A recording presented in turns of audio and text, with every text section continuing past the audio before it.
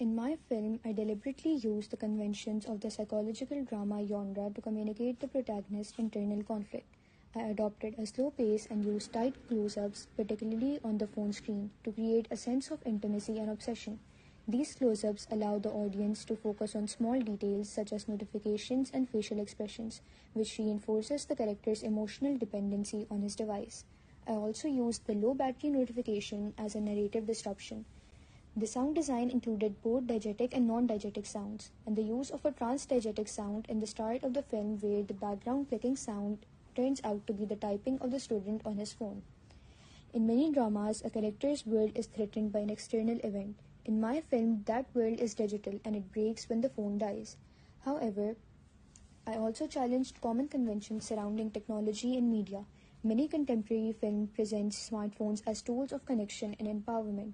In contrast, my film presents technology as a barrier. Although the protagonist is physically present in the school or gym environment, he is mentally detached from his surroundings. It is only when the screen goes dark that he is forced to confront the real world. Through this, I represent Gen Z and college students focusing especially on the issue of digital addiction. I highlighted the contrast between the protagonist's confident, energetic, self-free persona and his slouched, anxious body language in real life.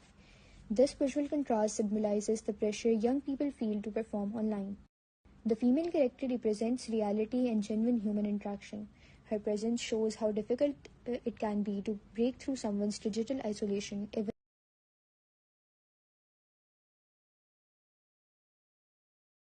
I engaged my audience primarily through relatability.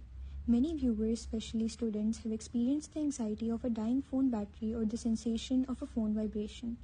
By incorporating POV shots of the phone screen, I allowed the audience to feel directly involved in the scrolling experience. This technique positions the viewer inside the protagonist's perspective, making his obsession feel personal rather than distant.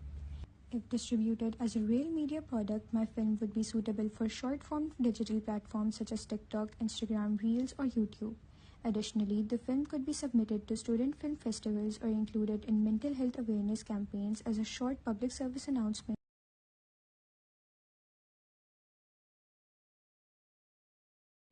Throughout this project, I developed significantly as a filmmaker.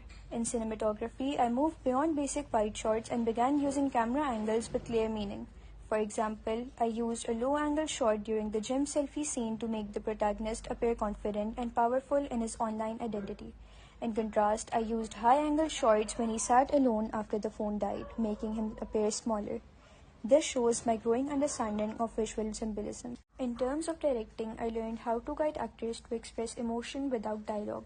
The shift in the protagonist's performance, from happiness while posting his photo to frustration and emptiness when the phone dies, demonstrates my ability to manage subtle emotional transitions.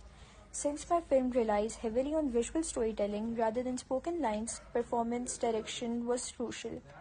My editing skills also improved. I experimented with pacing, using quicker cuts during scrolling sequences to mimic the fast rhythm of social media.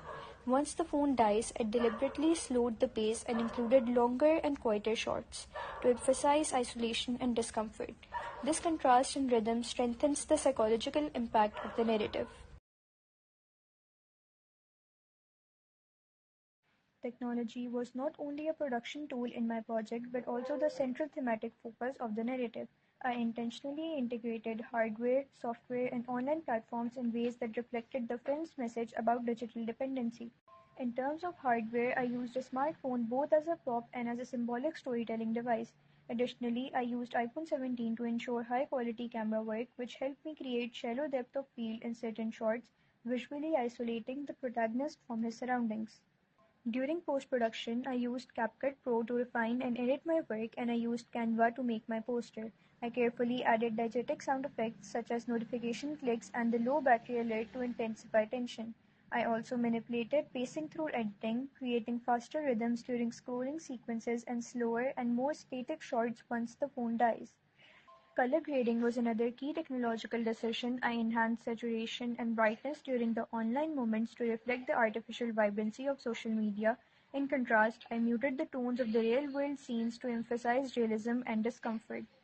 For our audience research, I used Google Forms to collect valuable data of my target audience's interests, preferences, and expectations. This allowed me to better understand their needs and create content